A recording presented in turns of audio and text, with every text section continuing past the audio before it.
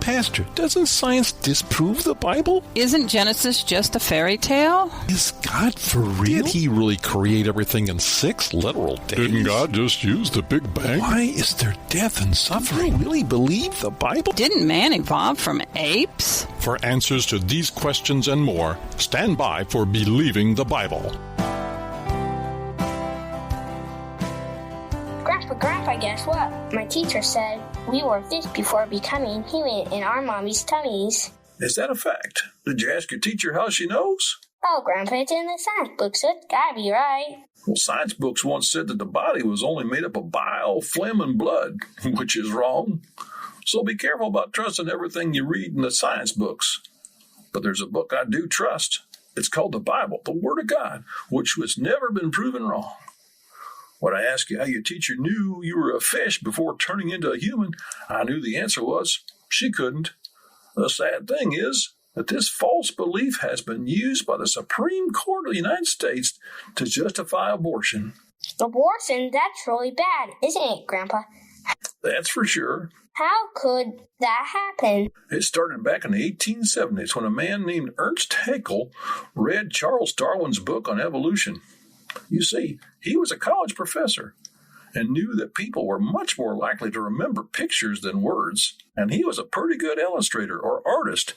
So he collected various drawings of embryos of different creatures, including man, and made them look almost identical in their earliest stages of development. Oh no, Grandpa, that's crazy. The craziest part about this is even though it was proven that his drawings were false over 120 years ago, they're still used in science textbooks today. Why don't they put in real pictures instead of just drawings that are wrong? The really good textbooks do, but many of the editors of these textbooks, like Haeckel himself, want Charles Darwin's theory to be right. So they use the same false drawings. Not only are the drawings false, but the stories about gills are also false. Human babies never produce any fish-like gills at any time in their development. What does God say about people like that? In Romans 1:22, we read, "Professing themselves to be wise, they became fools." And that's a fact. Welcome to Believing the Bible. This is Scott Lane with Terry Reed and Dr. Carl Williams, all directors with the San Antonio Bible-Based Science Association. We are here to reassure you you can believe the Bible from the first verse. Today we're talking about the Haeckel hoax, or the recapitulation theory, or biogenetic law, as some people has described it, although that is a joke to call it such a thing. And it's the idea of human embryos going through multiple stages of development, as if they went through a fish stage and then an amphibian stage, a reptile stage, and then mammal, etc. This idea came up in the 1870s, as our mini drama described, but was discredited by the 1880s.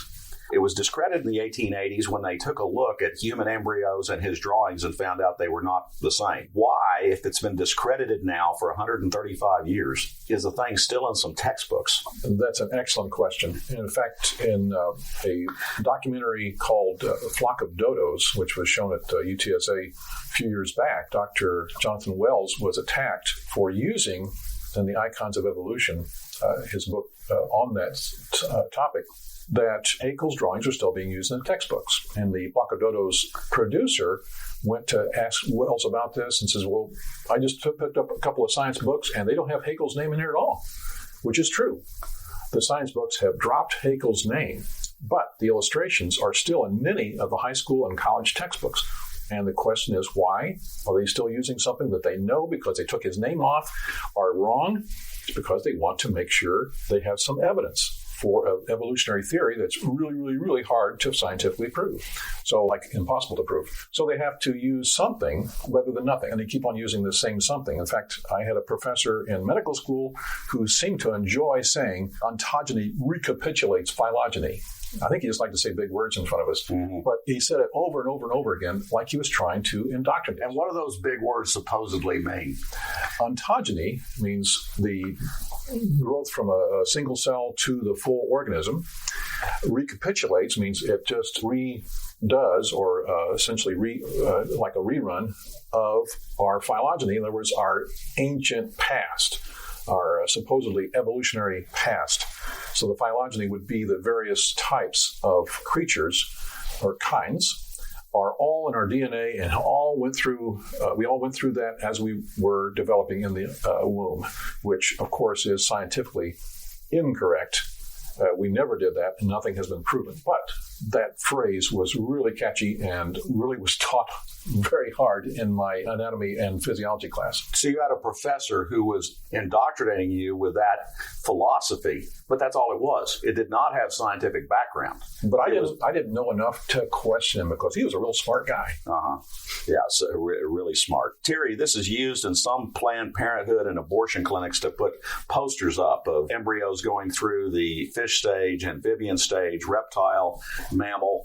But this thing has been discredited for 135 years. Why would they do that? They want to dehumanize this baby that's growing inside the mother so the mother won't feel guilty about having an abortion. I think, as we've talked about before, I have a background volunteering at the San Antonio Pregnancy Care Center, and there they would have actual would have models of what a developing baby would actually look like at the various stages, because they were trying to teach these girls or these young women that would come in the truth. And that's what liberates people, when people know the truth. That's what we're about, and that's what the general theory of evolution is not about. And that's why we have the laws in several states now that women need to be sonographed. In other words, have an ultrasound done to look at the baby, so that the mother can actually see that this is a baby. Yeah. This is not a fish. This is not a reptile. Right. This is not a mammal. This is a baby, a human baby. Because what they were trying to do with the posters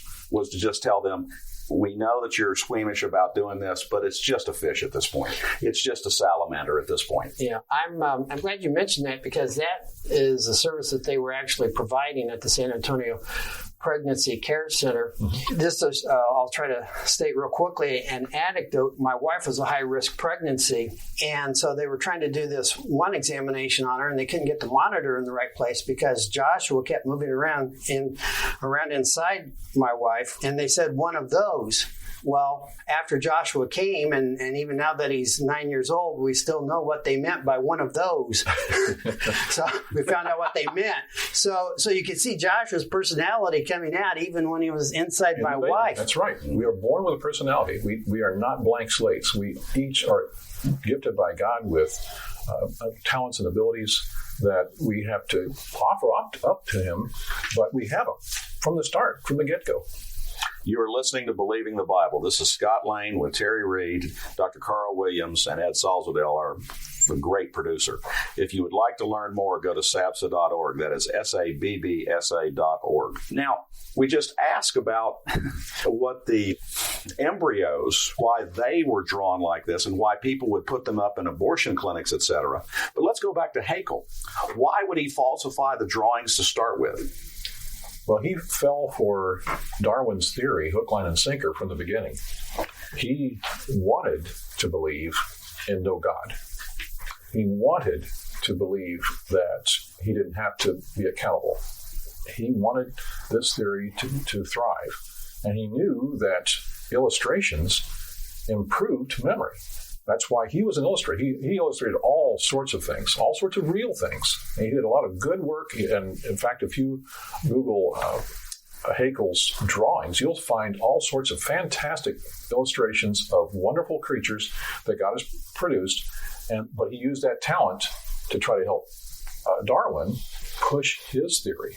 Not necessarily with Darwin's knowledge, but he took what Darwin had written and put it to his talent of illustration so that he could essentially fortify to the nth degree the theory of evolution in the students' minds. Because once you have a picture, it is indeed worth 1,000 words.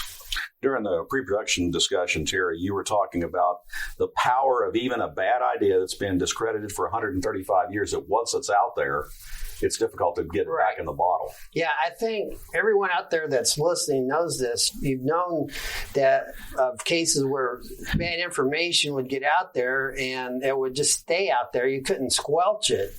But good information, you probably have had experiences where you're trying to get good information out there, and it's like beating your head against the wall sometimes.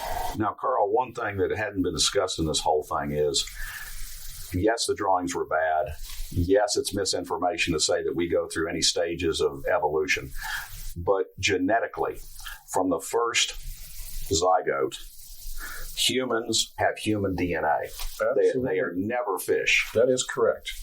There's no such thing as a loss of or a change of information once the baby is once the egg is impregnated with the sperm and the genetic material from the mother and father unite. From the beginning, it is human DNA all the way. And there's been discussion about the so-called junk DNA that exists in our cells, and that junk has not been properly labeled. It is all human, it is all necessary, and it is all working to make you and I from the beginning. And this whole discussion underlines another time when everything the Bible says about life is substantiated by observation, and all of this stuff, which has been dreamed up, does not hold up according to observation. It's not science.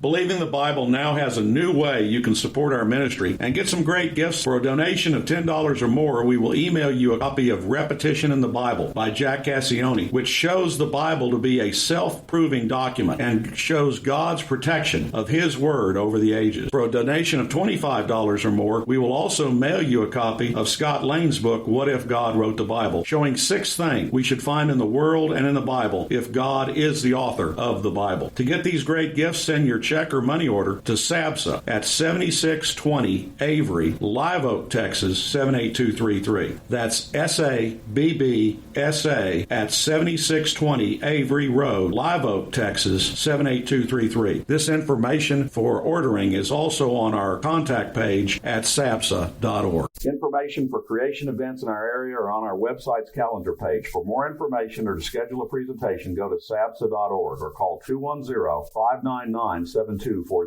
When you go to our website, you can click on a link to our newsletter. Our website has a link for contact information on which you can order our newsletter to be emailed to you, or you can call us. Also go to whyshouldyoubelieve.com. That is Terry's website containing articles looking at current day issues from a biblical perspective. SABBSA meets the second Tuesday of each month at 7 p.m. We are now meeting at Faith Lutheran Church just south of the corner of Jones Maltzberger and Thousand Oaks. There you will find biblical apologetics and creation science teaching found nowhere else in Bexar County, as well as the availability of books and videos on these important subjects. If you miss any part of this show, you can listen to the show anytime by going to the AM 630 KSLR, the Word in South Texas website. Click on KSLR Podcast, scroll down until you find Believing the Bible. Please join us again next Saturday for Believing the Bible. I'm Scott Lane, and for Terry Reed, Dr. Carl Williams, and Ed Salzwell, thanks for listening, and we hope you found today a reason to believe the Bible.